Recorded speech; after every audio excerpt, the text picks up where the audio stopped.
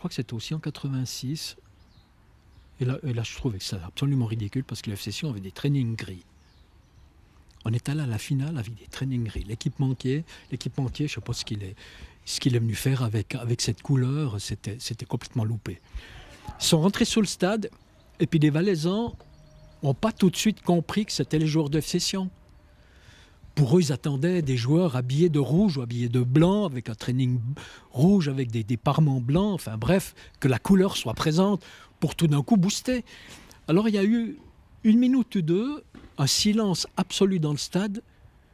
Qu'est-ce qu'ils sont venus faire? Servette, ils ont mis des trainings gris.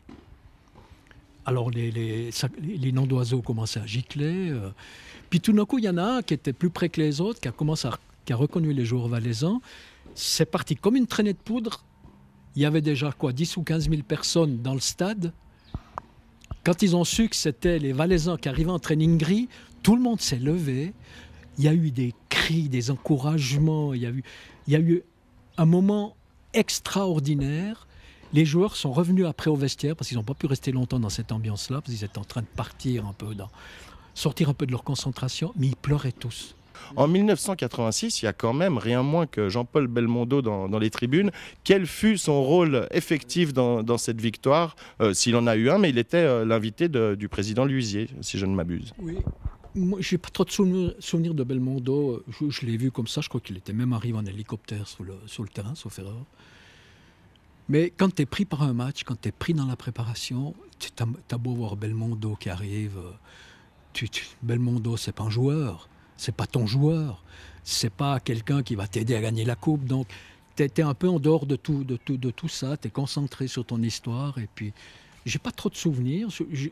Je crois que je m'en étais même pas rendu compte. J'ai dû lire dans le journal 2-3 jours après que Belmondo était venu au stade.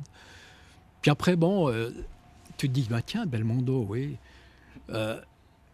Comme acteur, c'était quand même quelqu'un qui n'était pas dans la comédie psychologique. Hein. C'était le gars qui prenait des risques, c'était le gars qui avait à la gouaille, qui s'engageait, qui sautait d'un hélicoptère, qui sautait d'un bateau dans l'eau, qui sautait de la terre pour aller sur le bateau. C'était un gars qui avait du mouvement, qui avait du courage et qui avait de la détermination. Et ça correspondait bien et toujours au FC Sion actuel.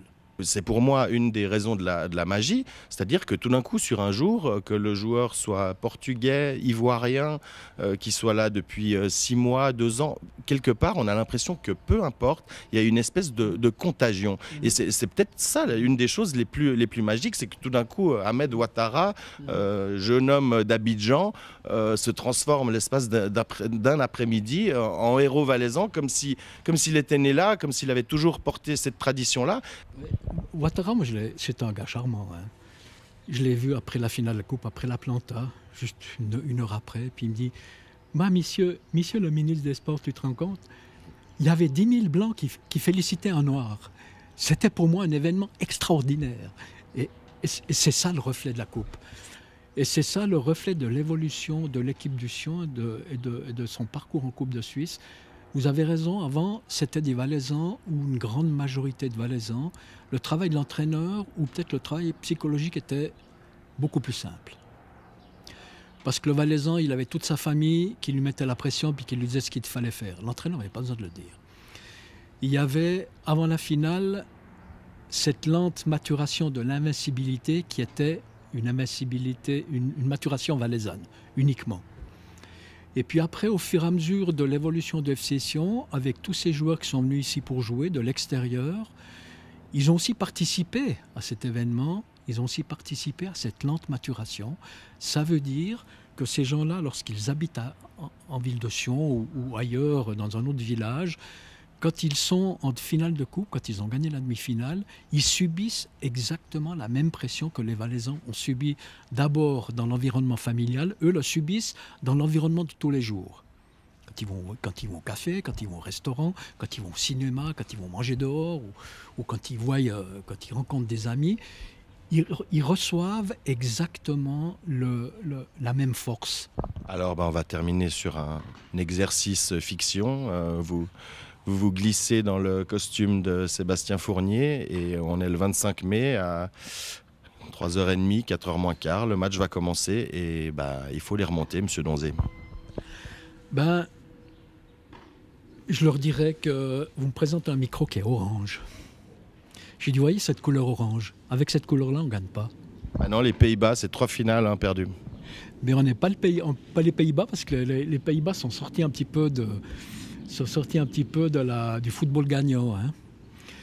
Alors cette couleur orange, c'est pas ça qu'on veut. Nous, on veut le rouge.